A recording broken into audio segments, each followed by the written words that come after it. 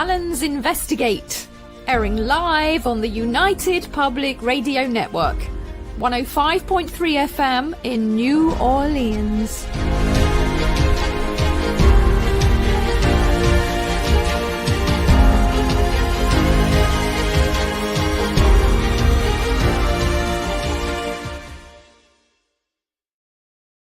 Yay, and welcome to the Allen's Investigate with me, Shona Allen. And I'm Gary Allen, the Cockney Bard.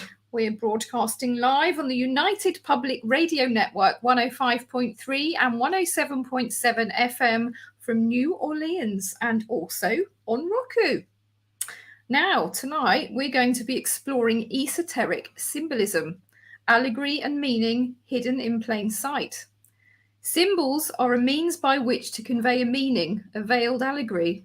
So many things we use in general life and symbols used have such deep meaning, but they often go unnoticed. So we'll be looking at symbolism in film, TV, art, popular culture, ancient history, and religion. So buckle up. Indeed. Well, let's talk about the news this week, and it's not been a good week, I've got to be honest. This week we've had the Grenfell Tower anniversary, where I lost my friend Sheila in the fire. Dreadful thing happened. And also, we've had an attack this week on 3 innocent people who died and lost their lives. So our sympathies go out to them and their families. Absolutely atrocious. Anyway, today we're going to be looking at all kinds of symbolism. And I think we'll start with the playing cards, shall we? Yeah, sure. So many things we use in general life and symbols used have such a deep meaning, as I mentioned, but they do often go unnoticed. Now, something that you probably have used at some point in your life are the playing cards, for example. Now, did you know that the 4 suits in playing cards, which are the clubs, diamonds, hearts, and spades, collectively represent the 4 elements, which is air, fire, water, and earth, the seasons and cardinal directions. They represent the struggle of opposing forces for victory in life. The 2 colors of the suits represent masculine, yang, which is red, and feminine, yin, black. The kings, queens, and jacks, totaling 12, represent the 12 months of the year. The 13 cards in each suit correspond to the 12 signs of the zodiac, plus the sun behind the sun, a reference to the creator or source. Also, the 13 lunar cycles as well. The 52 cards correspond to 52 weeks in a year. And finally, the sum of the value of the 52 cards added together gives us 365, as in the 365 days of the year. Most historians agree that most likely they were brought along by the Crusaders in the 11th to 13th century. There is a bit more to all that, but it's probably best to go and explore that yourself. But yeah, exactly. You could say basically it's a game of life. Yeah, exactly. So it's quite interesting. Yeah, exactly. And so it's interesting with the playing cards, isn't it? Because I like a game of playing cards every now and again, but not too often. And not for money, my I should hope not. No. And then we look at the tarot cards, which are very, very interesting. There's a set of 78 tarot cards. And I have a pretty amazing story with the tarot cards, which you watched, didn't you? You remember that? Yes, yeah, I do. That was interesting. We shuffled the pack 6 times in a row, and 6 times in a row I pulled out the magician card. So it was obviously telling me something. I thought there was an absolute miracle. The odds of that, astronomical. Well, if you look at the tarot cards, I mean, I'm not a tarot card reader myself, but I find them absolutely fascinating. And occasionally, if you shuffle the tarot cards and you think of something in your head, you want a message, and you'll pull out a card, and hopefully you'll pull out a major arcana card and something which is rather interesting, like the world card, which will give you an interest in success and things like that. And there's also cards of travel and that kind of stuff. And, tarot readers, if you get a good tarot reader, they're incredibly accurate. And, I recommend anyone that looks at the tarot cards, you know. Well, they're quite symbolic as well, because tarot, the name itself is quite interestingly because it's an anagram of rota. You can associate it with the Torah as well. And interestingly, there's 22 major arcana in the tarot, or wheel. Rota is wheel. Which actually corresponds with 22 letters of light in the Hebrew alphabet, which of course, you know, one meditates on. So I think that's quite interesting. Yeah, the Rider-Waite pack is, for me, is the best pack. I always find really, you know, that tends to give some good results. That does. Well, I think it's truer to the original meaning and intent of them. Of well, the exactly. symbols. And if you look at the Wheel of Fortune there, you've got 4 animal symbols, and basically the are the 4 things of the zodiac, aren't they? Yeah, the 4 creatures. The 4 creatures, exactly. 4 creatures of the zodiac. So that's very, very interesting. And if you move away from the tarot card and you look at films, what about some films with some symbolism? Well, I think probably I've chosen, I mean, there are many films. I mean, you have The Matrix and Eyes Wide Shut and everything else. There are so many films actually, and the Raiders of the Lost Ark, that kind of thing as well, the Indiana Jones films. All of these different films have lots of symbolism.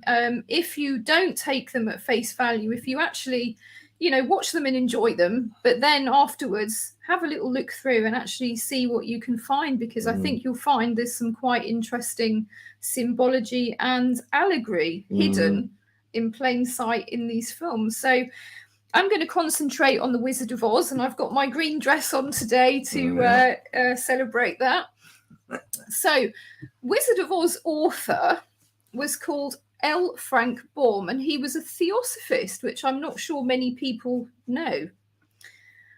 He openly wrote about hidden symbolic meanings, and he said, "Theosophy is not a religion. Its followers are simply searchers after truth.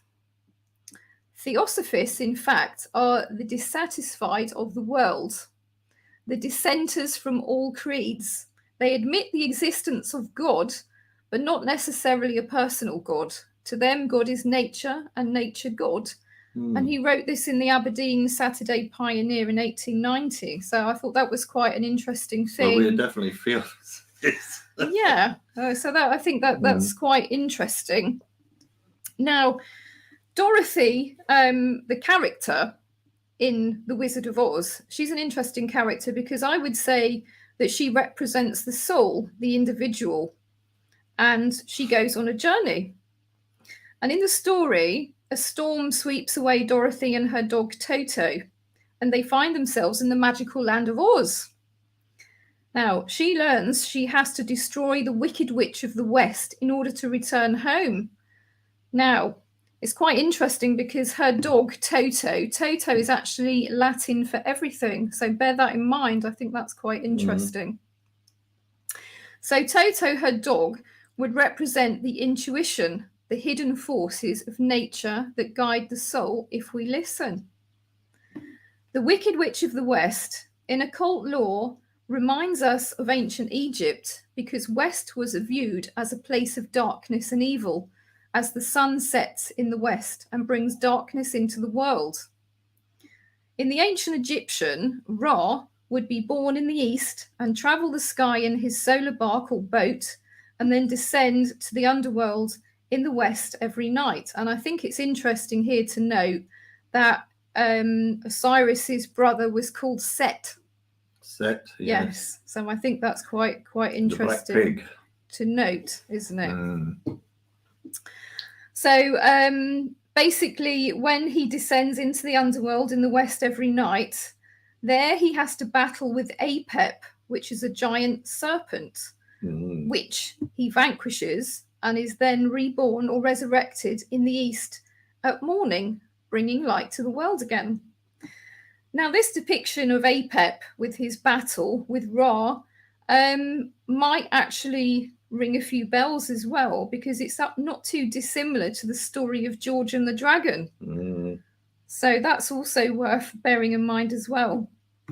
Now, anyway, when Dorothy battles the Wicked Witch of the West, She is in effect battling her own lower self or dark side of her nature.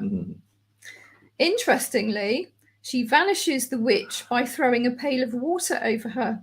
Now, water in many religions and spiritual texts is a symbol of spiritual purity. So it's a bit like the baptizing, for example. As Dorothy succeeded in vanquishing the witch, she has victory over her ego or lower self and the inner darkness, so light wins. The White Witch of the North, Glinda, she represents love and light and the guiding light of the divine within us all. It is the White Witch who guides Dorothy to walk the yellow brick road and begin her journey towards the light. As she makes her journey down the yellow brick road, she battles darkness and temptation along the way. The bright, shining golden yellow path is a representation of a much older spiritual philosophy known as the Golden Path. Have you heard of that, Gary? No. Succinct answer there. Well, I'm sure you can tell me. Which was understood by Buddhist and Kabbalah alike. Kabbalah. Seen as the path of the soul that the soul must take to achieve enlightenment.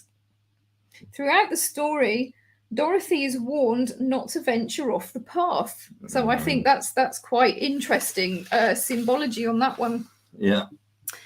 Shortly after starting her journey, the guiding principles Dorothy needs to help her present themselves in the form of a scarecrow, a tin man, and a lion, as well, of course, as her constant companion, Toto, which is her intuition.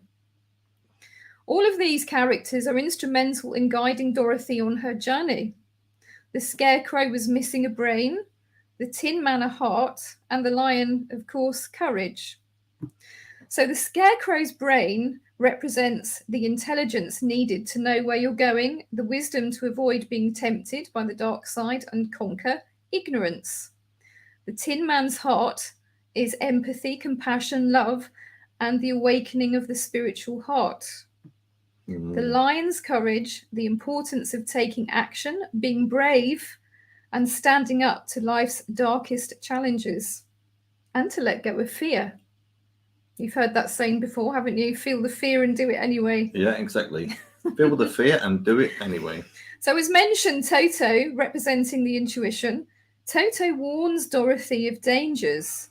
So Toto basically is seeing things that the eyes can be deceived by, but the intuition always knows. Gut feeling. It always knows the truth. So we need that. We have that all the time, all of us. Yeah. So we're basically, I think really, the Wizard of Oz is in essence telling the story of humanity's struggle against the dark forces of the world and the journey of the soul towards enlightenment. So to go on in the film, you'll notice actually in the film rather than the book, it starts off as a black and white film, which represents the mundane, normal levels of reality. Now, when Dorothy goes back inside the house to shelter from the storm, she's knocked out by debris, taking her somewhere over the rainbow to the land of Oz. When she wakes up, the film switches to colour, which is basically representative of a higher plane of consciousness. When in the Emerald City, the great and powerful Oz, the wizard, who basically everybody looks up to and follows, and he tells you how it is basically reluctant to help them to go home, for Dorothy to go home. And then Toto, her intuition, that basically comes to her rescue by pulling back the curtain, revealing the wizard is actually just an old man and a fraud, which I think is quite interesting, because I think that's also quite symbolic of, what's been going on in the world as well. Absolutely. Now, in an attempt to save face, he offers them presents. He gives the scarecrow a diploma, the tin man a heart-shaped clock, and the lion receives a medal of honor. These things are just physical reminders for the qualities they already have within but haven't fully realized. The old wizard offers Dorothy a balloon ride home, which she accepts. even though he states he can't remember how to fly it. Now, I'm not sure I'd want to go in a balloon if you didn't know how to fly it. Not really. But anyway, just before departing, Toto again saves the day by hopping out. Dorothy goes to find him as the balloon departs, sparing them seemingly from an eternity of drifting aimlessly with a false saviour. Now, fully awakened, Glinda teaches Dorothy how to return to Kansas, or material reality, with a new awareness of how to face her challenges, and reminds Dorothy she has all the internal power she needs to return home. The ruby slippers worn by Dorothy were actually in the book silver. They weren't red at all. So I think that's quite significant. Yes, the red shoes, yes. So combined with the golden path or the yellow brick road, it represents gold and silver. So the gold is the sun and the silver is the moon. Now, what does that represent? Well, of course, balance. So it's the male and the female energies. The yin and the yang. The yin and the yang. It's balance. So you need balance for enlightenment. Yeah. So I think also going on to the Emerald City, I think that's quite interesting because green actually is quite an important colour symbolically, because it symbolises resurrection, that which dies is born again. So I think that's quite interesting, isn't it? It is indeed. Well, it reminds me of Santa Claus, you know, because Santa, I mean, it's an anagram. Santa is an anagram of Satan, isn't it? And but not only that, there is more interesting things. Is that Santa used to wear green, right? Now everyone for a long time has known him wearing red, right? Well, the green represented the Green Man, okay, and now it's red, which was from Coca-Cola, and Coca-Cola gave him the red color. So if he was still green, people would be associating him with the Green Man. Yeah. And it's interesting as well because I think that correlates with the Oak King and the Holly King as well.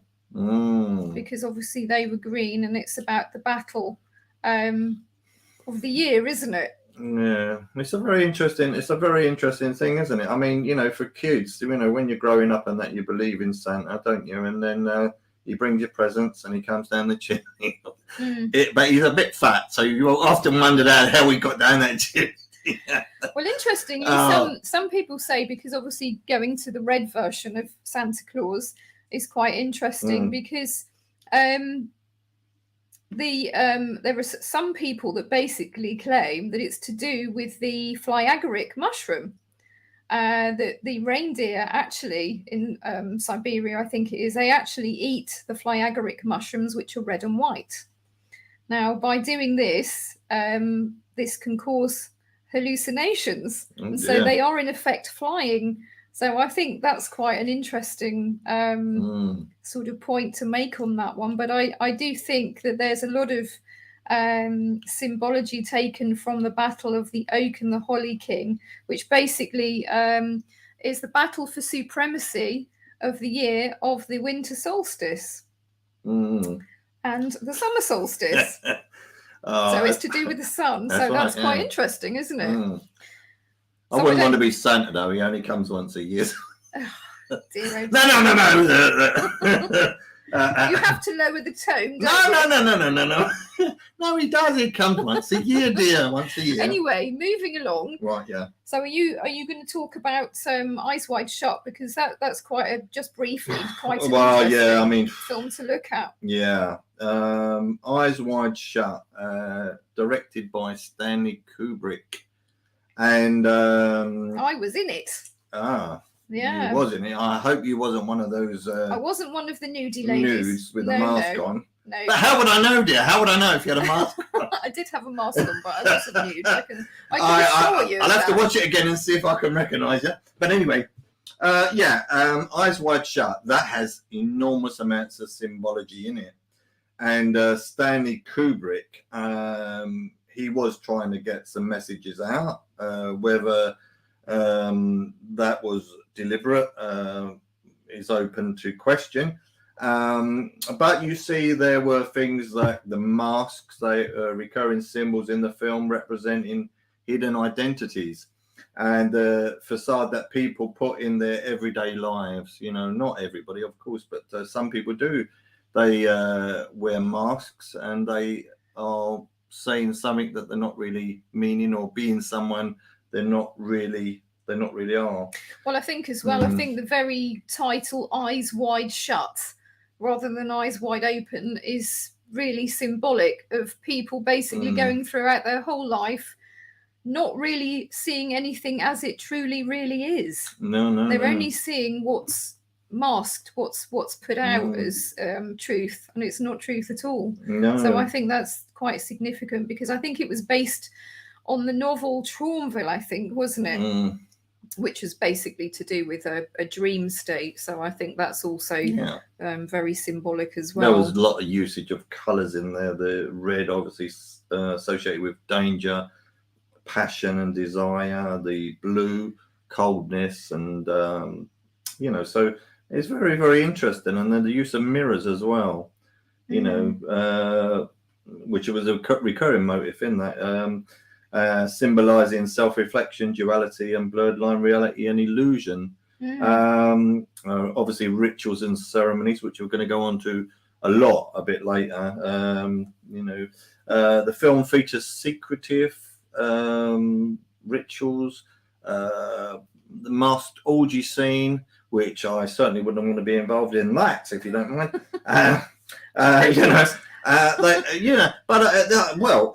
also there's the chess in there as well, and this is very interesting, because you're when you're looking at this film, you're thinking, what is he trying to tell you? So I suggest that people have a good look at that film and see if they can spot the symbolism in it. And interesting enough, shortly after the release of that film, Stanley Kubrick expired. He passed away, didn't he? Yeah, he passed away. Yeah, it's quite interesting with the chess thing, because I think he was really into chess. That was something that particularly interested him. So I think the use of the chess game, it's a great game, isn't it? Chess as an allegory, I think is very interesting. And also, all the little pawns basically are mainly doing the major work, which is quite interesting. And people behind the scenes, and of course, it's really the queen. Although the king is the most important, because everybody has to protect the king, but really it's the queen or the feminine that's actually the most important, because she's doing all the work really to protect him and making all the moves. So I think that's quite an interesting one with chess. Yeah, it's worth having it's a game of life, really, isn't it? It's the light and dark, and it's interesting that they're squares on the rather like the Solomon's Temple flooring, isn't it? So that's quite interesting. I ain't watched them, but is they black and white squares? I assume, are they? No, on a chessboard. On a chessboard, oh, yes. Of course. You should know that, dear. No, I don't. Well, of course, I've played chess myself, dear. Quite accomplished at chess, if you don't mind. I do love a game of chess. Yeah. Eyes Wide Shut. Do have a look at that film if you can. Okay. Now, one of the big films of the past was based on the novel of Dan Brown, known as the Da Vinci Code. Da Vinci Code. Mm-hmm. Yes. Okay. Starring none other than Tom Hanks.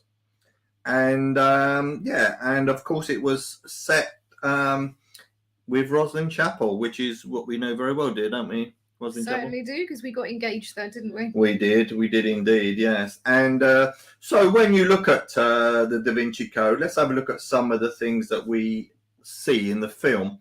We see the rose, which is a prominent symbol in the story.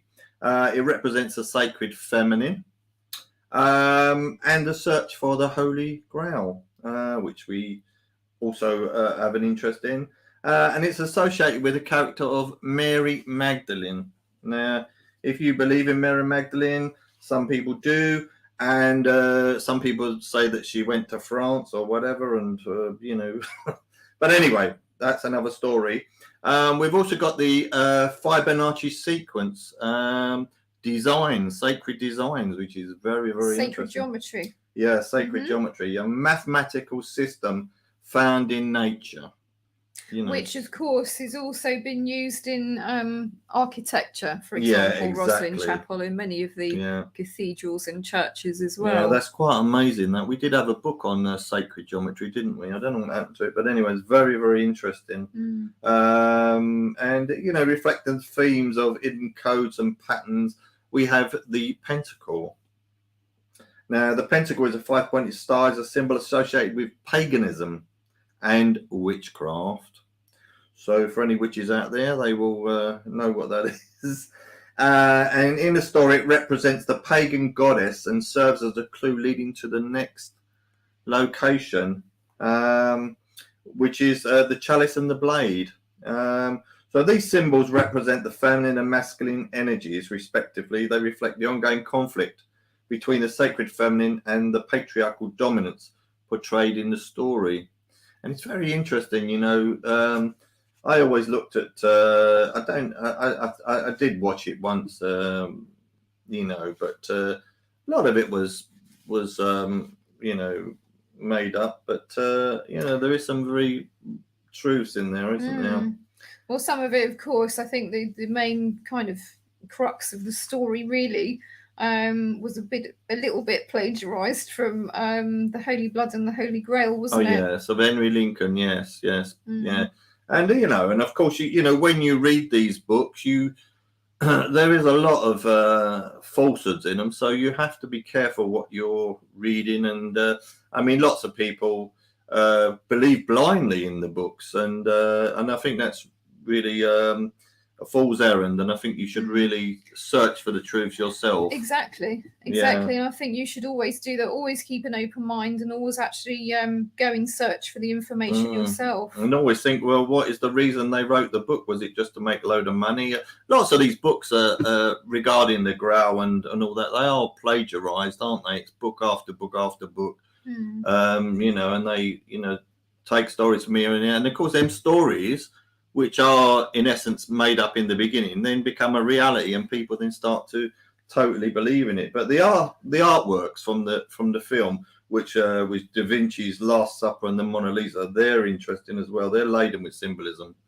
They certainly are. Yeah, you know, especially the Last Supper, and that has the salt knocked over, and that's interesting. Yeah, very, very interesting stuff.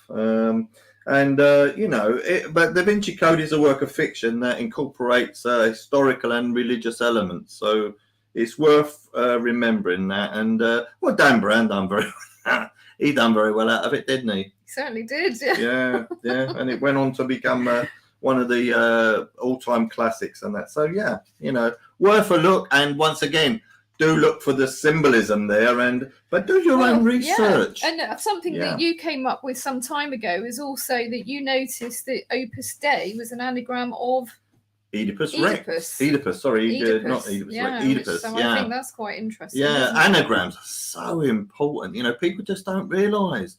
Look at the anagrams. Look, heart, earth. Yeah, dog, God. Yeah, and rose, eros. Yeah, there's so many. Yeah, there's so many. And Opus Dei is an anagram of Oedipus. So it's quite. That was a good discovery of mine, wasn't it? It certainly was. Rather proud of that one. Right, let's have a look at Roslin Chapel, shall we? Now, what have we got about Roslin Chapel? Well, we were going to get married in Roslin Chapel. And we wanted to fly the St. George's flag, but unfortunately... We wanted a Knights Templar wedding. We did. Well, we was going to have a Knights Templar wedding there. But unfortunately, the vicar there, he wasn't having none of it. He wasn't going to have that St. George's flag flying high in Scotland. And so we decided against that, and we went elsewhere for our wonderful wedding, which was a Knights Templar wedding, wasn't it? But we had it in England instead, and we did get the English flag flown proudly over the church, which was marvellous. But there's a funny story to that as well, isn't it? about that church. Anyway, but we'll go into that another time. Yes, indeed. We'll leave that to your imagination. Yes. It was a flag. Yeah. We'll talk a bit about that later on, I think, but not the flag actually. But okay. Rosslyn Chapel. Listen, that's a real life medieval chapel located in Scotland with a rich history, subject of various interpretations and speculisms regarding the symbolism. But basically, the Green Man, the chapel is adorned with numerous stone carvings known as the Green Man or nature. These carvings depict faces emerging from foliage and symbolize a connection between nature and spirituality. So they represent the connection between nature and spirit. As I said, they represent the renewal and rebirth found in the cycle of life. So what about that? There's pillars and carvings there. And I remember that when we were in there, we did have a sense of some battle that had gone on there and people getting slain and slaughtered. Do you remember that? I remember you picking that up. I did pick that up, yeah. So there was some kind of battle going on there at some point in and around the area, I believe, but we'll have to see. The pillars and carvings, the intricate stone carvings and ornate pillars inside the chapel are believed to contain symbolic references to biblical stories, mythical creatures, and esoteric knowledge. These carvings serve as visual representations of religious and spiritual concepts. And it's interesting. I believe I'm right in saying there's 132 cubes in Rosslyn as well. Wow. Which is quite interesting. And of course, you've got the Apprentice Pillar. The Apprentice Pillar, yeah, which is a notable feature of Rosslyn Chapel. Everyone talks about that, don't they? According to legend, the master mason who designed the chapel left for Italy and entrusted the completion of the pillar to his apprentice. When the master returned and saw the exquisite craftsmanship of the pillar, he became jealous and killed the apprentice. The pillar symbolizes the triumph of artistry and the tragic consequences of envy. Oh, yes, envy. Yes. Nothing like envy. No. Yeah, a bit of jealousy here, there, and everywhere. Yeah, and of course, Rosslyn Chapel has strong Knights Templar connections, and has been long associated with the Knights Templar, a medieval Christian military order. Some speculate that the chapel contains hidden symbols. They were saying that the Holy Grail was in the pillar, weren't they, at one point? But I don't think they'll find it there. No. And were secretly linked to the Templar, such as the alleged guardianship of the Holy Grail or their connection to esoteric knowledge. Yes.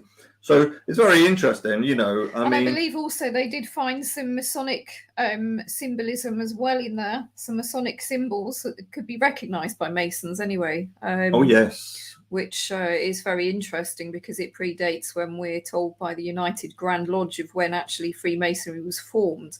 So Freemasonry actually is very ancient. It goes back, or a form of it goes back way, way, way back in time. Not from the 1700s. No. I think that was when the lodges were set up. I think really that they had secret orders and that way before that, didn't they? I mean, whether it's called the Rosicrucians or whatever, a different name, but they were called Master Mason. I think it was Master Mason. And there are similarities between the Knights Templar and some of the alleged rituals of them with the Masons. And the so Egyptians, I think that's quite interesting, and also with Mithraism, and I believe the highest degree of Mithraism was Pater or Father, and each of those 7 symbols basically had a corresponding planet, which is also interesting because Pater, being the top one, I think was Saturn. Yeah, and that's what the chapel ceiling has astrological carvings, intricate carvings of stars, planets. So to the ancients, planets were incredibly important. Oh, absolutely. So I mean, we just look at it now like, there's Venus. Oh, that looks nice. It's a bit more to it. But this is the thing that the moon does affect the tides and it, doesn't it? And it affects your mood and everything, doesn't it? Well, it does, and that's where lunatic comes from. It's the madness of the moon. The madness of the moon. Yeah. So please say the records, crime goes up at that point. Well, I think in France as well. I remember talking to somebody there, and they said that still in some of the folklore there, they won't cut their hair on a waxing moon. No. Because it'll just grow really quickly, so they tend to do it on a waning moon. Yeah, I never do that. I can see. Yeah. Hey, wash and go. I washed it and it went. Yeah. And there are those who believe actually in planting their garden by the phases of the moon. So I think it's quite interesting. Yeah. So maybe it's worth sort of looking into that. It's astrology is a strange thing, isn't it? I mean, people lead their life by astrology, don't they? Yes. Well, I think if you look back at the ancients as well, I mean, astrology it's so important, absolutely fundamental to everything. I mean, going back to Dr. John Dee, we spoke about him before, and he was basically Queen Elizabeth I's astrologer, and he would be able to know, when an opportune time was to do things. Right, exactly. So it's very interesting. But yes, the ancients very much were into astrology, so absolutely everything revolved around it, without question. And you only need to look at the Dendra temple to see that. Yeah, but I mean, I bet John Dee, though, I bet he regrets listening to him about Kelly about his wife, though, don't you? Probably. The spirits have told me I have to sleep with your wife, or we've got exchanged wives. And I think John Dee's wife was about 20 years younger than this one. Well, so he was getting a bit of a raw deal there, wasn't he? I think thereby hangs a tale, doesn't it, really? Of don't believe everything you tell. Using your own wisdom and discretion. Oh, Lord, yes. To decipher whether something is true or not. If anyone says that to me, the spirits have told him that I could sleep with my wife, I'm not going to believe it. So forget it, Buster. Yeah, okay. Anyway, so moving on to should we move on to the Knights Templar? Say a bit about the Knights Templar, or do you want to? Yeah, you can go on. Well, let's talk about the Knights Templar then. Where there are hermetic and alchemical influences with the Knights Templar. Some esoteric interpretations suggest that the Templars were influenced by hermetic and alchemical teachings. Well, one thing that would spark to my mind as soon as you mention that basically is the very symbol of the Templars. And you've got the cross, haven't you, sort of with the triangular striations coming out, haven't you? Well, actually, did most people know that if you were to fold those in, it actually makes a pyramid? Which obviously is quite interesting, bearing in mind that is the Egyptian connection again. Yeah, there's a lot of myths surrounding the Templars. Like the 9 who went over in the Middle East and they battled and everything. Well, there were supposed to be 9 knights that were there to protect pilgrims, but I hardly think 9 knights are going to be able to hold back a horde of Muslims. Yeah, no, exactly. So I think you could probably safely say that it was perhaps not that. But that what is interesting is the Templars. The image of the 2 Templars riding on the horse, isn't it? Yeah, that's very interesting, I think, because something I came across a while ago, and I've shared it on Facebook recently, funnily enough, because it came up in my memories, was a depiction of Hephaestus, who was a tecton. Now, tecton means a craftsman, a carpenter, a metal worker, artisan, stonemason. So that's quite interesting. But his particular thing was metalworking. And Dionysus are together riding on a donkey into Olympus. And I think that's quite interesting because it's on a vase in the Metropolitan Museum of Art, and it's dated at circa 430 BC.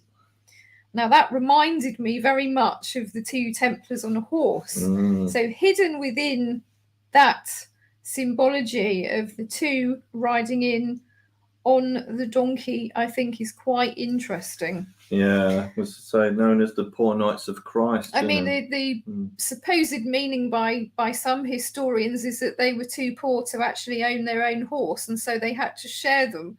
I don't think so personally. No offence, but I don't think so. But I think it also would say duality, brotherhood, and of course, duality and balance is a very important thing in the greater scheme of things, I think.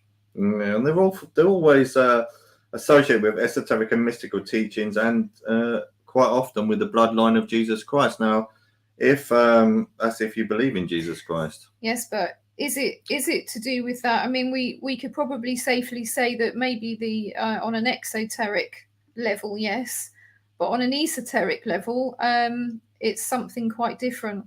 Yeah, exactly. And they are basically they have a knowledge, a heritage of a certain knowledge that they carried with them. I believe personally. Yeah, they're really worth studying. And finding out as much as you can about them, the Templars. But also, they were a secret society and a mystery school, especially in the higher echelons. I don't know about normal Knights Templars. I mean, I can't believe that they were all initiated, but perhaps they were. I don't know. But they preserved the ancient wisdom and conducted initiations into esoteric knowledge. I do. Yeah, I mean, you got to say that they possessed hidden teachings. Yeah, and I think you can certainly connect some of that again with Egypt, with some of the rituals. So I think that's very interesting and worth exploring if you have a look at it. Definitely. But we love the old Templars, don't we? Definitely. But I think the red and white again is very interesting because it's like the peshant of which is the hat that the pharaohs wore of red and white, which symbolized Upper and Lower Egypt. But that basically could also symbolize the unification of spirit and matter, which I think is worth bearing in mind as well. Yes. So moving on from the Templars, have you finished? Well, yes, I finished on the Templars. I mean, basically, we can sum them up as basically a secret order, and who were initiated into the great mysteries. And we're carrying on a tradition. Yeah, and it's worth it's worth studying like the Cathars as well. And if you don't know anything about them, it's worth studying them and the Templars and the French connection. And and even the Middle East, where the Templars went to the Middle East, and did they come back with great treasures? Well, who knows, Well, I certainly think they came back with an enormous amount of knowledge and wisdom. That's for sure. Yeah, indeed. If not physical treasure, then certainly a mental treasure. Absolutely. Yeah, mental treasure. Yeah. I think that's quite interesting. I was going to look at just some symbology in churches and church texts as well, religious texts, specifically the eagle, lion, angel, and ox, representing the four evangelists, or it's also called a tetramorph. Now, this was derived from the four living creatures in the book of Ezekiel. So Matthew is the man, Mark the lion, so we have St. Mark's Square in Venice, Luke the ox, and John the eagle. So these are Babylonian symbols of the four fixed sign of the zodiac.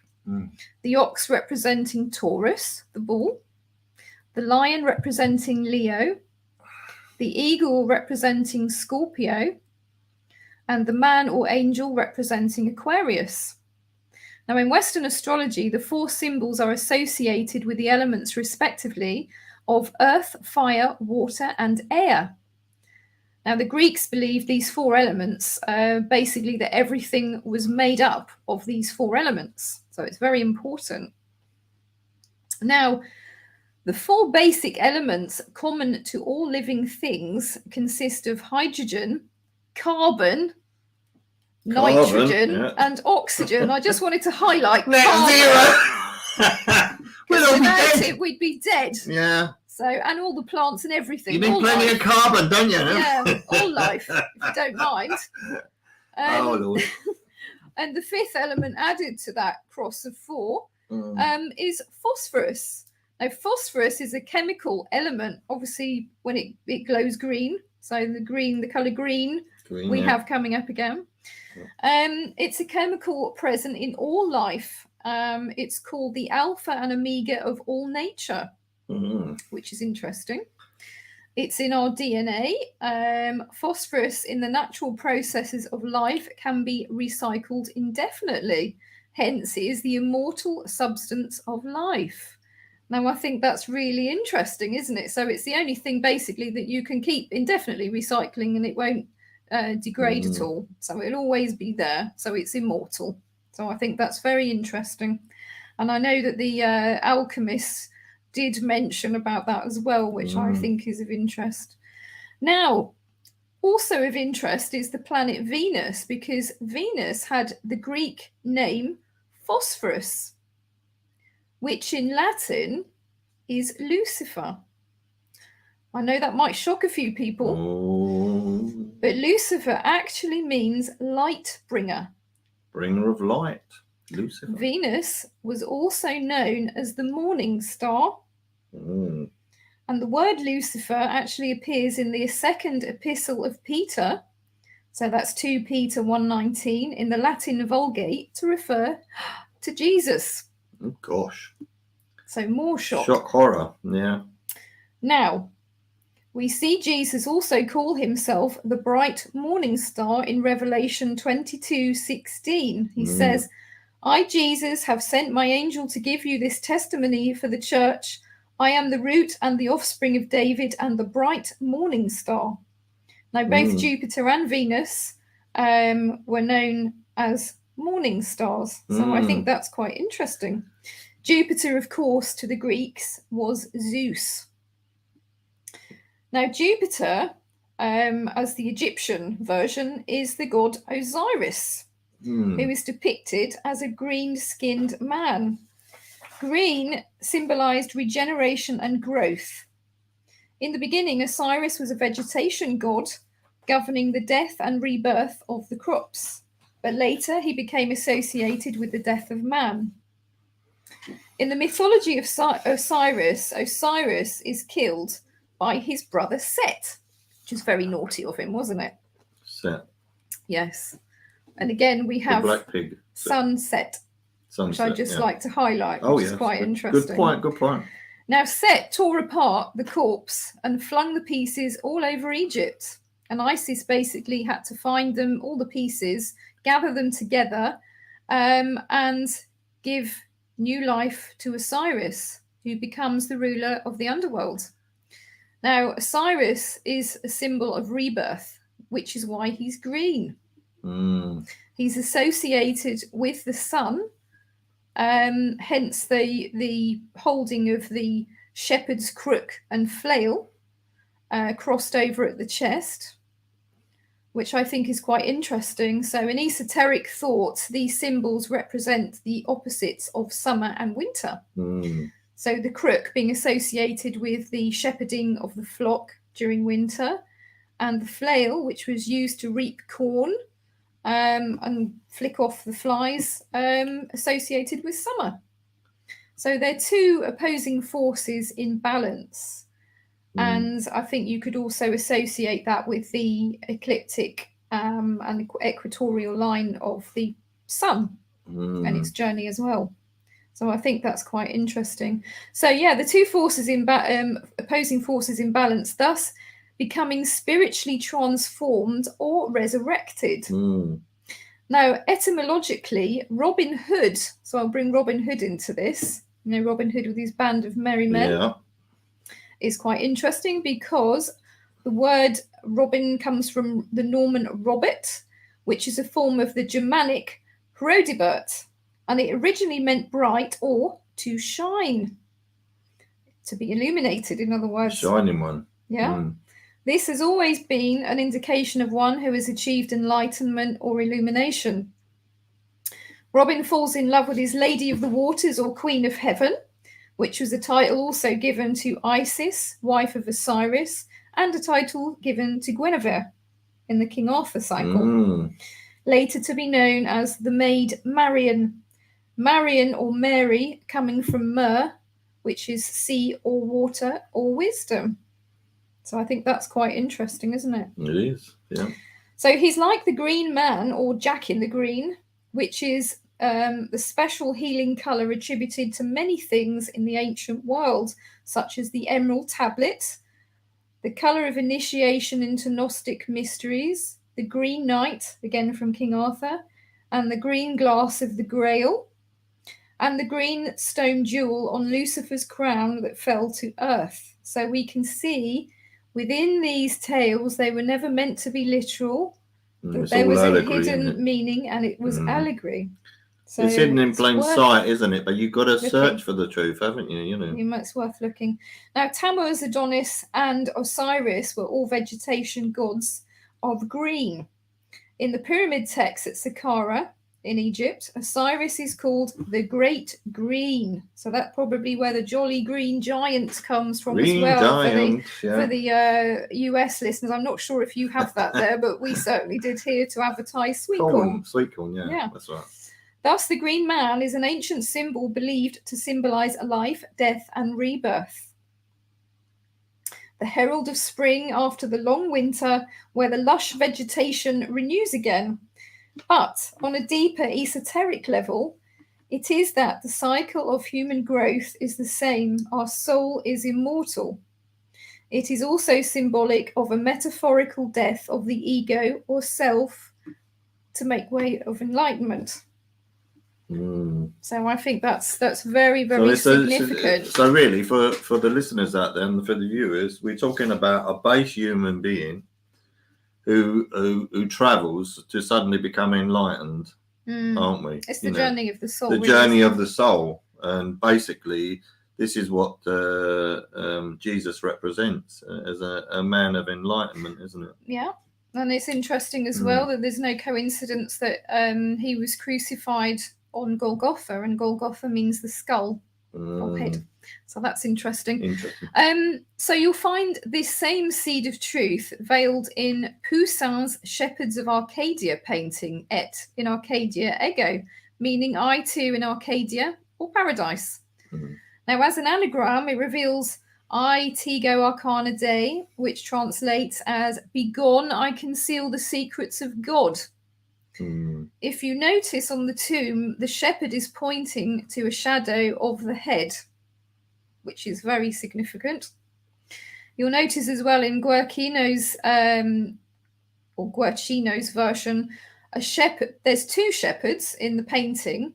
They appear to be dressed in red and white, and it's very difficult to tell on the painting because there are lots of different versions of it everywhere. But it looks to me like they're dressed in red and white, which again, you can look at the Peshan of the Egyptian pharaoh and see the red and white unification.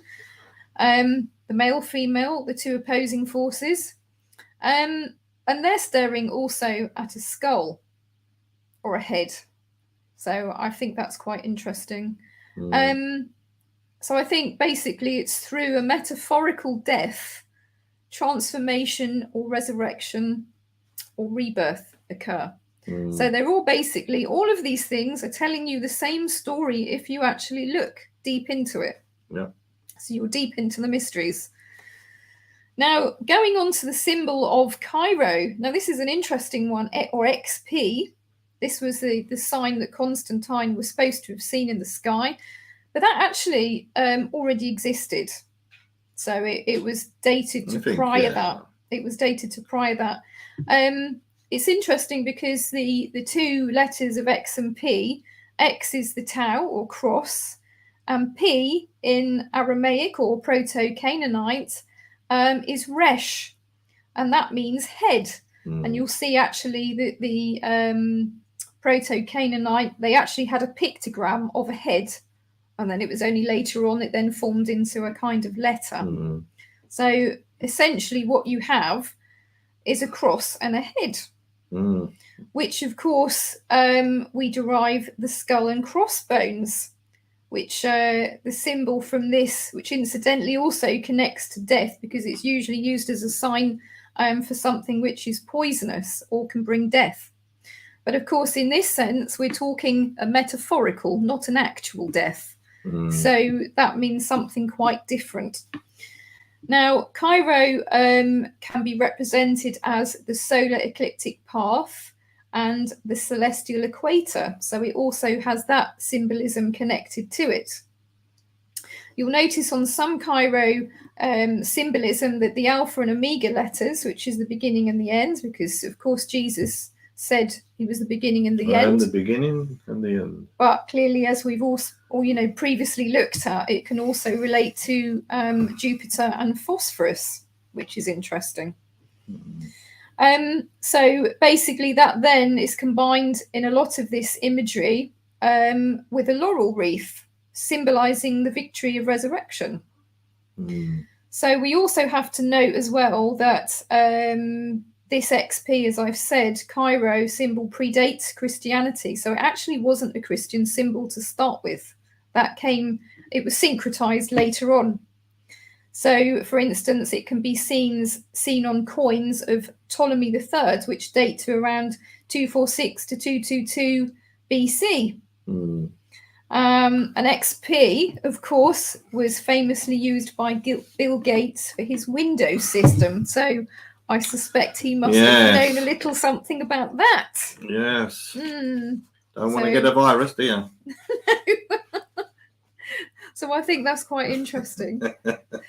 Oh well, yeah. But it is. It's all fascinating stuff, and I'm not a Freemason, but Freemasonry is a very, very interesting subject, and with the handshakes and like the lion's paw and that, and which again is Mithraism links to that, because actually they did have the sign of the handshake in Mithraism, which I think is quite significant. Yes, and then you have the trouser leg, don't you? They put rolled up trouser leg, and it's a brotherhood. I mean, a lot of people. There are people who join it to further themselves, but philosophical Masons and that who are interested in the polishing of the ashlar, which is perfecting the soul, which is what every man should, and woman, of course, should in their life should be. That. Yes, of course, they should be trying to ascertain, and that is the enlightenment. You start off as that base human being. Well, it's the cubic stones, isn't it? Which is the rough ashlar and also the perfect ashlar as well. The perfect ashlar, yeah. And is that achievable to be, a perfect human being? I doubt it very much, but nevertheless, you can polish it as much as you like and try to get as perfect as you can, because we're not perfect. Even nature's not perfect. And if you're talking about God as being nature, you've got two sides of nature. You've got the balance. You've got a very bad side. All kinds of stuff goes on in life, doesn't it? And then you've got in nature, you've got some very beautiful things, so you have to have balance. That's very important. Now, if we're looking at the square and compass, they're the most recognizable symbols of Freemasonry. Okay, the square represents morality, honesty, and fairness, which is what I like to see in people, while the compasses represent boundaries, self-discipline, and spiritual exploration. Together, they symbolize the pursuit of moral and intellectual development. But if I may, yes, there is actually a deeper esoteric significance to that. That's more of an exoteric significance, I would suggest. Yeah.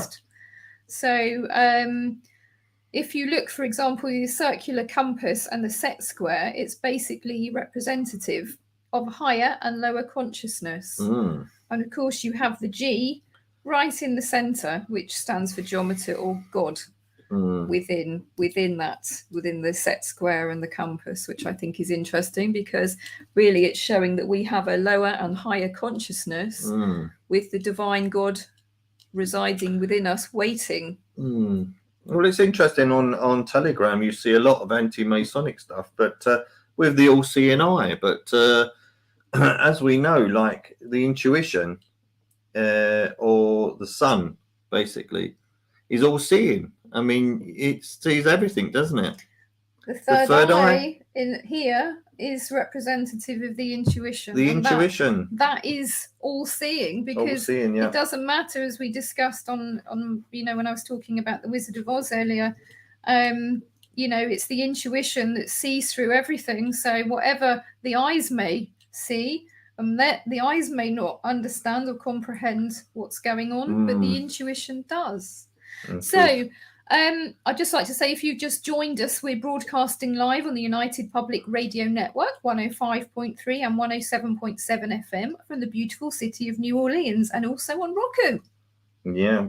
And see, the all-seeing eye, it represents the belief that a higher power is observing and guiding human actions.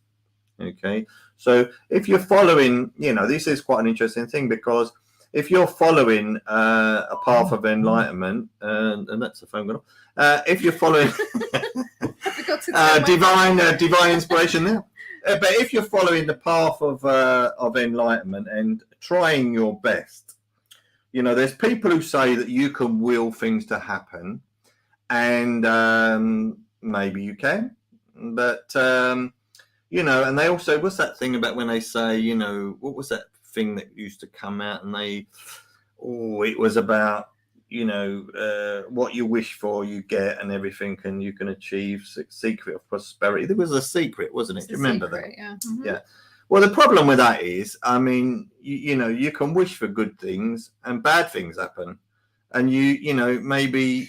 Well, I think basically you have to also say that depending on your depending on your belief, of course, that perhaps there are certain things in life that are destined, and it doesn't matter what you do. No, exactly. That's your life journey, and you have to experience those things to teach you and help you to evolve as a soul. Well, also as well, you can be negative, in a negative frame of mind, and some great things happen, right?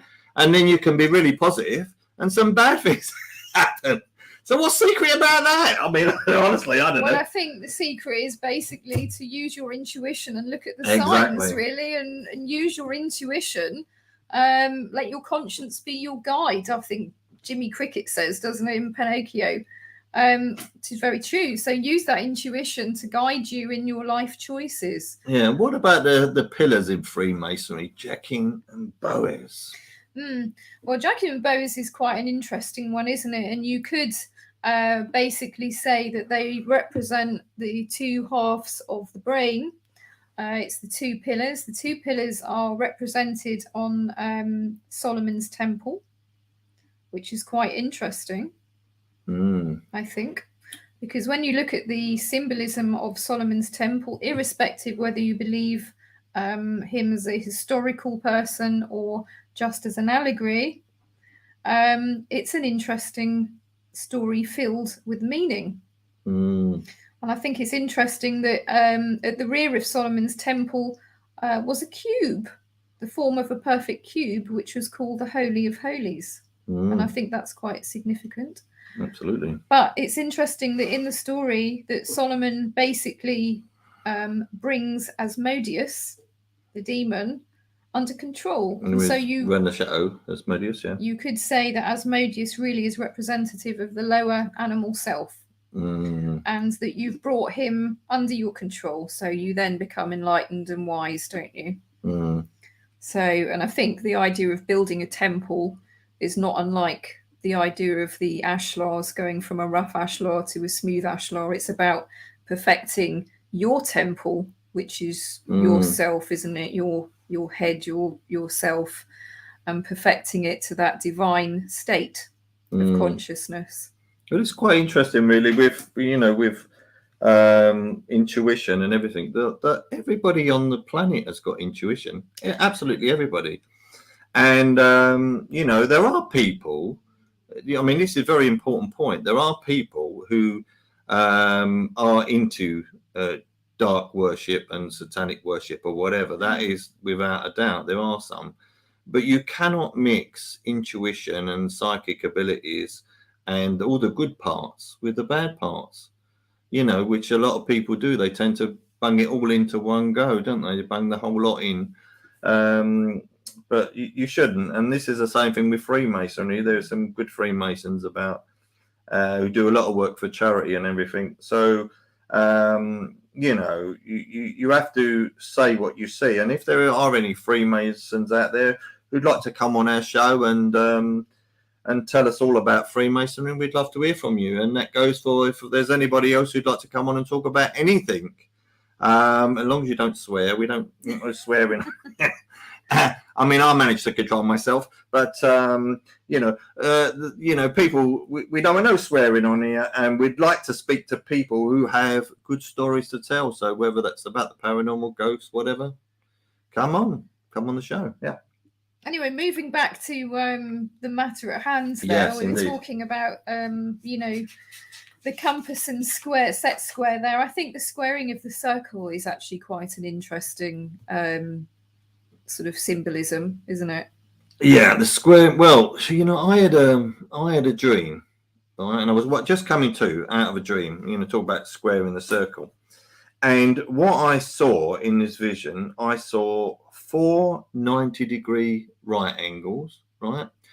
These 4 90-degree right angles suddenly formed a swastika. So you can, if you put them all together, they made a swastika. They suddenly made a cross, an equilateral cross. Mm-hmm. Okay. Then they made a square. And finally, I saw that the 4 90-degree right angles made 360, which was the perfect circle. Mm-hmm. So therefore, I believe that they had shown me how to square the circle. Right? Oh, that's interesting. And they were saying, you know that saying, what they say, the 4 corners of the world. Now, why would you call it the 4 corners of the world? Well, I might be able to tell you a little bit about that, because there's a bit of a thing at the moment. It's quite interesting. There's a lot of stuff about the black cube as being a symbol of Saturn. Right. And I think it's quite interesting because I think some of the, I mean, we have to remember it is a planet. It's not a person, it's a planet. Planet. So you see this symbolism pop up all over the world, and also in some ancient cosmologies, heaven is represented as a circle or sphere, and Earth is represented by a square or cube, which is interesting, isn't it? Mm. So basically, it reminds us of squaring the circle, doesn't it? And interestingly, did you know that if you unfolded a cube, it actually becomes a cross? So there's a metaphor in that, I believe. Yeah, it's very, very interesting. And it's also interesting that Da Vinci, mentioning Da Vinci Code again, but Da Vinci actually, when he did the Vitruvian Man, if you look at it, you can see he has squared the circle in the picture, which I think is quite interesting. And he's showing a man sort of standing straight and then with his legs outstretched as well, which I think is quite interesting. Divine man. Divine man, exactly. So it's showing you that he's gone from an ordinary man to a divine man. A god man. A god man, exactly. You will see this same symbolism or seed of it, although it may come under many different names across the world and in different cultures and different religions and different cults. But the seed of this information is the same. And it is worth pursuing, researching into it, for sure. Yeah, it definitely is. There's no question about that. What about the Kabbalah, the Kabbalistic teachings within the Jewish mysticism? They utilize symbols such as the tree of life, don't they? Hebrew letters each carry numerical and symbolic significance, and the Sephirot, or they probably some Jewish scholars out there say he's got that completely wrong. But I'm an Easterner, so therefore, I can't be expected to know that one. Anyway, it's quite interesting. Of divine attributes and consciousness, but and it's interesting that was where the key for the swan, the third great step of spiritual enlightenment, which is the crown, isn't it? The crown, that's right, the crown, yeah. And so once again, the swan is representative of a base man who goes, not spaceman, base man who achieves spiritual attainment, the third great step of spiritual enlightenment. Yeah, very, very interesting. And so let's have a look. We're going to look at what about the planets? Should we talk about the planets for a little bit? Or if you wish, yeah, let's talk about the planets. We've got what we got. We've got Mercury, Venus, Mars, Jupiter, Saturn, Uranus. You have to get that right. Neptune and Pluto. Not the dog from the Mickey Mouse. Not from Mickey Mouse. So Mercury is associated with communication, intellect, and agility. It represents quick thinking, adaptability, and the ability to express oneself effectively. In astrology, Mercury is associated with the mind, communication skills, and learning. So, so there are some people out there who'd be interested in this kind of stuff, not really my cup of tea, but Venus is often associated with love, beauty, and harmony. So that's good. It represents emotional connections, relationships, sensuality, and artistic expression. In astrology, Venus is linked to matters of the heart, romantic relationships, and aesthetic preferences. Mars, would we associate Mars always with God of War? God of War, yeah, and drama and all kinds of stuff. It's associated with energy, passion, and assertiveness. It symbolizes courage, action, and the pursuit of desires. In astrology, Mars is associated with ambition, physical strength, and the drive to achieve goals. So, yeah, and Saturn. Well, Saturn is the most interesting of all, I think, don't you? Well, Saturn is very interesting, also known as Kronos in his Greek form, which of course is Old Father Time. So basically, he's the personification of time. And of course, Saturn, you had the Saturnalia at what we call Christmas time now. It was actually Saturnalia in Roman times. And they'd have a jolly good feast. And feed on the pig, yeah. Celebrate and throw a party and put lots of greenery up, which I think is quite important to point out. But Saturn actually was also sort of like the presider of the great happening of the year, isn't it? Because you've got from darkness to light, haven't you? Which is quite interesting, which happens at this time, which is, i.e., the winter solstice. This is when the new sun is born again and light comes back to the world. So we've been in darkness because basically what happens, it's the holly and the oak king, which is where we derive the holly and the ivy Christmas carol. It's about basically the story of the oak king and the holly king. Now, they basically represent the two solstices of the year, which is the summer solstice and the winter solstice. And of course, they fight at the summer solstice where the sun is at its absolutely highest strength. And basically, the holly king overcomes and wins the day. And of course, what happens is we then start to get darker and darker over the year until we reach Christmas time, which is the winter solstice, and then the new sun comes and he starts lighting the world again. So this is very interesting. So Saturn presides over this. So he was known as a god of agriculture, I think, which is very interesting as well. So you could say basically that. So is the sun of the sun? Exactly. Oh dear. Yeah. You could also possibly associate Saturn with, although it has a rather negative connotation, with the idea of the black sun of the Nazis. The swastika. And the swastika, of course, predated Nazism, and of course it's been twisted, as many symbols have been over the years, to mean something quite different from its original interpretation, which was a sign of goodness. It was a sun symbol. It was a sign of goodness, good luck, good fortune, and victory. Yeah, so it's interesting because they got a bit about it here, and it says that The earliest known appearance of the swastika dates back over 5,000 years to the Neolithic period in the archaeological sites of the Indus Valley Civilization in present-day India and Pakistan. In this context, it's believed to have represented the sun, prosperity, and good luck. I believe that was Harappa, wasn't it? Well, the term swastika is derived from the Sanskrit word svastitika, which means well-being and good fortune.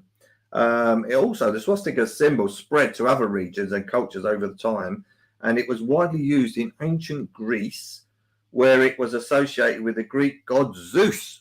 Which is interesting, isn't it? Because when we went to visit Paestum in Italy, we had a look around the ruins because they had several Greek temples because there was a heavy Greek influence in that area at the time. And after looking around the temples, we went into the museum on site there, which was very interesting. And they had some pottery that had been excavated, and on the pottery was actually swastikas, which is quite interesting. Yeah. So it's interesting because it says that it represented in Greece the movement of the sun and the four seasons. And in Buddhism, the swastika is known as the wheel of law. So... Which is very interesting because if you look at the cross symbolism, specifically the Celtic cross, I think that really probably would tell you that it's all about the precession of the sun and the movements cyclically through the year and the four seasons. So in the cross, we have the four sections of spring, summer, autumn, winter, respectively, don't we? So, it's all about going through the four seasons. Well, I think it's quite interesting, really, when you think about the Hitler Youth and all that. I mean, with the swastika and the black sun and everything, and the way it was used negatively, and yet they were worshipping the sun. They were dancing in the fields to the sun, wasn't they? Well, I think it's interesting with the Nazis because they were very much into the occult. And again, I have to say that occult doesn't necessarily mean anything bad. Occult simply means hidden. Hidden, yeah. But they were very much into that. And the search for the Holy Grail and, and Otto Rahn and all this kind of stuff. Exactly. They went in search of that, didn't they? They went in search of the Holy Grail. But did they go to... Tibet and that they went in Tibet, didn't they? Well, they went all over the place and allegedly in search of the Aryan race, the root race, which I think was possibly inspired by Theosophy, because I know they were quite into that.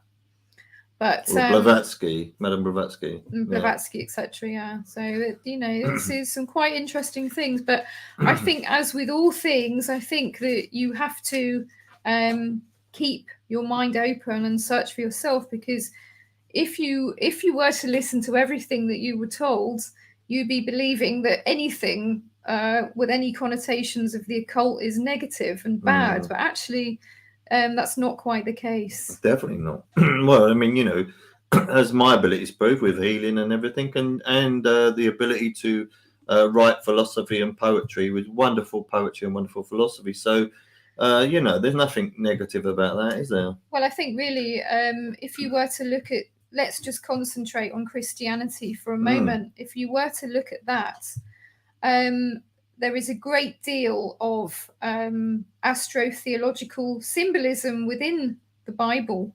And I think it definitely pays some research into that. Because really, it's simply about the journey of the sun through the year and through the seasons and the different constellations and planets. That's really what it's. What about the pentagram? But I was going to say, however, that's the exoteric version of it. But if we reflect to our inner selves, we also go through this same journey. And it's like the journey through the tarot again, as well, as we mentioned earlier. It's all about the journey of the soul. So the sun in the sky, you could say, is reflective in that you have your own sun or soul inside you. It's like you become a spiritized sun when you become enlightened or illuminated.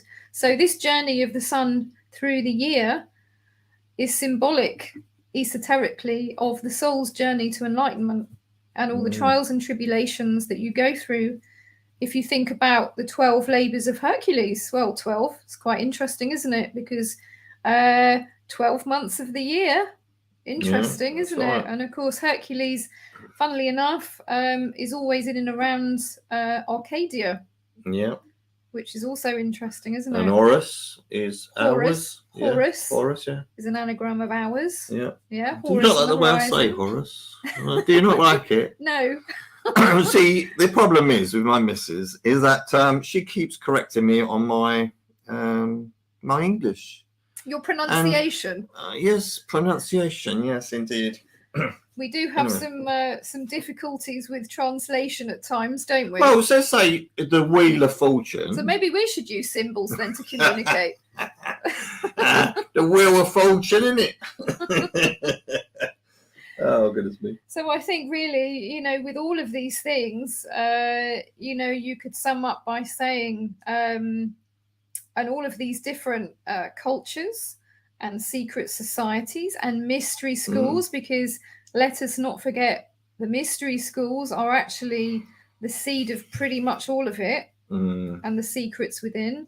Only the initiates, obviously, once they become initiated, were not allowed to divulge the information. Mind you, I think the problem is, we're talking about films and everything, and our knowledge is hidden within films. I just wish they would make it more easier for people to understand, because if, it's only like people who know will find it, and those who don't know won't find it. And so it's lost on those that don't know it's there. You could say, well, it's only for the initiated, but, if everyone was enlightened on the planet, wouldn't that be beautiful? If everyone really understood what the occult meant, the hidden, hidden in plain sight, that you could actually see it for yourself, and everyone suddenly stepped on that ladder of enlightenment. Wouldn't it be beautiful? Well, I think the point of it is that every single human being on the planet has the tools, which is interesting because they're the tools of Freemasonry, but we talk about the tools of the soul. We all have these tools and abilities within us to transform and to become enlightened. To become at one with the divine. And I think the Egyptians and the Upanishads and various others, I think, talk about this. There's various depictions on temple walls all talking about, the body being the house of God, or the divine dwelling within. So I think you can safely say that we have it all. If you have any questions, inquire within and you'll find it. We definitely do have it all, don't we? And I think that if people, if people just suddenly realize that the occult is not always, it doesn't always mean bad. There's lots and lots of good with the occult, and you've got to search it. You've got to find it, find the answers. I think in life that you have a choice. You have choices, and you can either go along with what you read and believe absolutely everything that you're told, whether it be in a religion or in a book or whatever it is, or whether a politician tells you or the television tells you. But sooner or later, you have to make that choice of the individual and say, I'm actually going to search for myself for the truth and find it out. Repeat after me. We are all individuals. Exactly. Well, I think The Life of Brian, the Monty Python film, was actually superb. Quite full of allegory. Oh, absolutely. Symbolism as well, absolutely. Wasn't it? Yeah. I mean, it'd be lovely to finish the show on the Monty Python thing, wouldn't it? With a bit of light-heartedness and everything, Well, for sure, in Monty Python and the Holy Grail, there was quite interesting symbolism, because Graham Chapman, who played King Arthur in that, on his tabard, there's a big blazing golden sun. So it tells you that King Arthur is symbolic of the sun. Exactly. In the same way that Jesus, or that Christ, is symbolic of the sun. And it can be the sun in the sky, but it's also the sun within you. That waiting to be illuminated. I don't know about the, they seem to know an awful lot about things that are currently happening as well, didn't they? There were a few things in that film that makes you think. Definitely. Makes you think. Definitely. Oh, look. Will we go then? No, I don't think we will. Where's my dress? Where's my dress? Oh, Lord. Oh, Lord. But it's all food for thought, isn't it? But I mean, it's very interesting, you know, when you look at numbers and things, you know, in religious texts as well. So as I said, you know, you've got the 12 disciples or apostles, the 12 tribes. 12 signs of the zodiac. Exactly, which is the 12 signs of the zodiac. Now, zodiac symbols and depictions actually come up an awful lot in iconography of not just Christianity, but also Judaism as well, and obviously the Egyptian religion and culture, ancient Egyptian I'm talking about, and many others as well. So, you know, the round table of King Arthur with his 12 knights is a depiction of the zodiacal table with the 12 signs of the zodiac, and of course, as I said, King Arthur being the sun symbol. So I think that's it's worth considering at least and looking at. I think it's about understanding that you do have a soul, and once you realize you have a soul and energy never dies, then it's interesting, the word psychology, isn't it? From the 1630s, it used to mean study of the soul. Well, from the Greek psyche, yeah, psyche. And now it means study of the mind. So it got changed. Mind and soul, same thing. It got changed, didn't it? Yeah, same thing. No, it is interesting, isn't it? So I think really that just to sum it all up. Well, I think to sum it all up, the essence of what all of the symbolism, particularly from the ancients, going through the ages, the alchemists, etc. Really, what it's all telling you is that. Well, also, I nearly forgot there. We are eternal beings, yeah. And I think the point of it is, in our earthly cycle, we can become, if we choose to be, we can become illuminated. But we must be in balance to achieve that, which is what the duality is all about. Yeah, exactly. And this symbol of Baphomet that is being peddled around and has been hijacked by certain parties is not necessarily what's being pushed forward at all. You'll notice within it that it has both male and female. It has light and dark. It has the two serpents, as though it's going up the caduceus, which is about balance, and it's to do with the Ida and Pingala of your energies going up your spine in the enlightenment process. There's an awful lot of symbolism hidden within it, but of course, you have to look yourself. You gotta go searching. You do. So don't necessarily believe what you're being told by people, and you don't have to believe what we tell you either. No, not at all. It's just all, I hope, food for thought, for making you think. And if there's something that we've said on the show that sparks a light bulb moment, you think, ching, well, great, we've done our job then. Yeah. Which is what we're here for. That's right. It's always good to think, and life is about learning, and if you find out that after 50 years of teaching whatever that you're wrong about something, you have to admit it, that you were wrong. And life is about finding the truth. It's not about listening to people coming up with their stories and that. It's about finding the truth. So seek it. Exactly. And as I said to you the other day, the truth has nothing to hide nor fear, does it? Absolutely not. No. Nothing to hide or fear. So, seek the truth. And as Elvis said, truth is like the sun, didn't he? Truth is like the sun. Ain't going away. No, you might be able to hide it for a while, but it ain't going away. Exactly. Very wise man. Yeah. Well. Indeed. Yeah. So I think we there is so much really to discuss. We could probably do a whole evening on it, but I think probably for now that's quite enough. That's quite enough. And I think that it will give you some tools and some thoughts to go in search of. Yes, I indeed. hope. Thank you for listening, everybody. Yes, thank you very much, everybody, for listening, and I hope you enjoyed it. And just to say thanks for joining us on the Allens Investigate. You can check us out at www.theallensinvestigate.com and on Facebook and Instagram. We're broadcasting live on the United Public Radio Network 105.3 and 107.7 FM from the beautiful city of New Orleans. And we're also on Roku. You can find us on the streaming part of the channel on Roku. So see you again next week. Bye for now.